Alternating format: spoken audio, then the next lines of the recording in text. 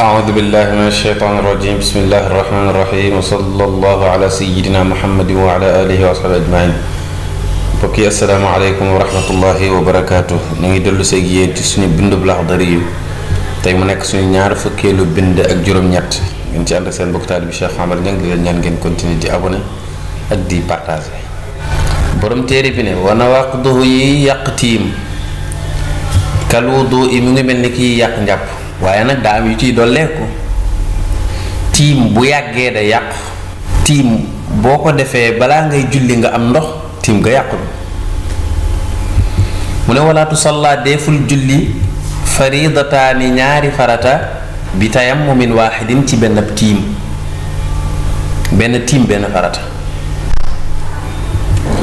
wa man tayammama képp ku tiimal na li faridatin ñeel farata jaazalahu dagal na ci moom an nawaafilu naafile yi baxdaha ginnaaw farata boobee ku tiim ngir julli farata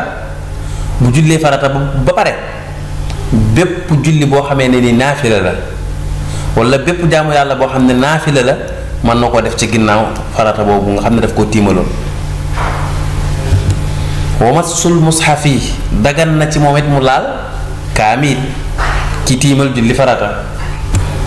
wa tawaafu ak wër kaaba gi waaye nag wër boo xamee ne nii du wërub farata moom mooy dagan wa tilaawatu ak jàng alxuraan dagan na ci ki tiimal farata tiim boobu mu tiimal farata ji mën na caa defaal yi yépp mën na caa naafila lu ko soob fekk waxtu wa génnul mën na caa laal kaamil mën na caa wër kaaba gi wërub sunna mën na caa jàng alxuraan waaye nag loolu ci ñetti charte bi ci jiitu mooy inna wa dalika bu fekkee ne ba muy tiimal farata bi yéene woon na ci ne bu paree dana ci def naafila sàngam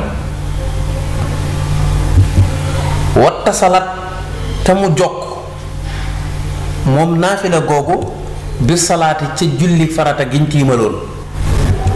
walam yaxrujul waxtu te waxtu farata win tiimaloon génnagul kon yii mooy charte yi nga xamee ne nii mooy tax nga mën a tiimal farata teg ca ginnaawam ay naafilaak yi ci aju wajaaza dagan na bi tayammumin naafila te ci tiimub naafila ki nga xam ne naafila ko tax a jóg moom la tiimal dagan na ca kullu ma dukira yii ñu tudd yépp ku tiimal naafila mën na caa def beneen naafila ci ginnaaw mën na caa laal kaamil mën na caa wër kaaba gi wërub sunna mën na caa jàng alxuraan waaye nag illal faridatu moom des farata ku tiimal naafila nag moom mënoo caa def farata wa man salla al isha ak ku julli géeye bi tayammumin ci ab tiim